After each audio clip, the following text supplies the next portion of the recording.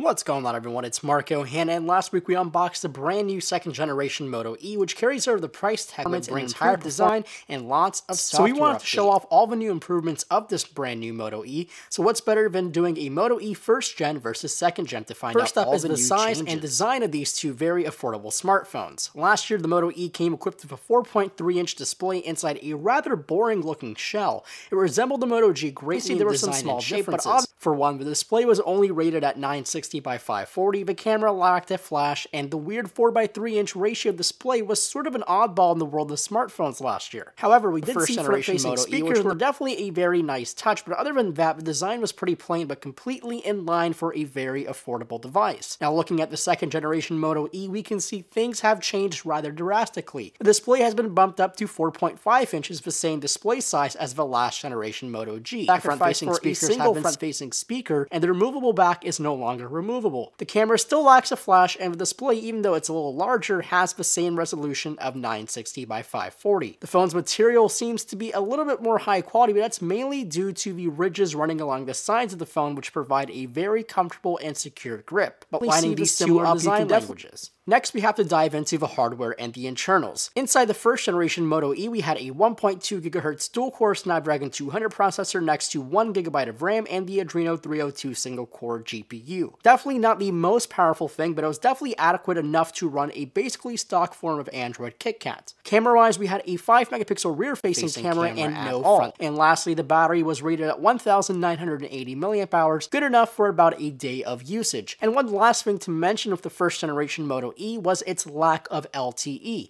It was a 3G smartphone only, so you couldn't take advantage of any GSM LTE network here in the States. On the second generation Moto E, things have improved by a good amount. First off, the processor is now a 1.2 GHz quad-core Snapdragon 410 processor with the same 1 GB of RAM. It's also sitting next to a brand new Adreno. The hardware runs Android Lollipop again with a slight customization from Motorola very smoothly. Camera-wise, it remains a 5-megapixel camera, but they have added a VGA quality front-facing camera, and again, there is no LED flash. The battery size has been increased to 290 mAh, which has already proved to last a very long time. And probably the biggest update to the brand new Moto E second generation this year is the addition of the last upgrade will be found in the software. The first generation E came with Android KitKat. It was basically a stock form of Android, and it didn't have any of the Moto Actions or Moto Voice features that were found on more expensive phones like the Moto G and Moto X. The second generation E now runs Android 5.0.2 Lollipop, the latest version of Android.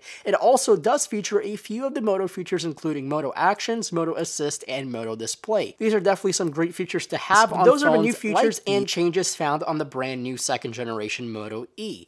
We will definitely bring you a lot more content regarding the Moto E, including the full review and a couple more head-to-heads in future videos, so make sure to leave your comments below what you would like to see or get answered in future videos.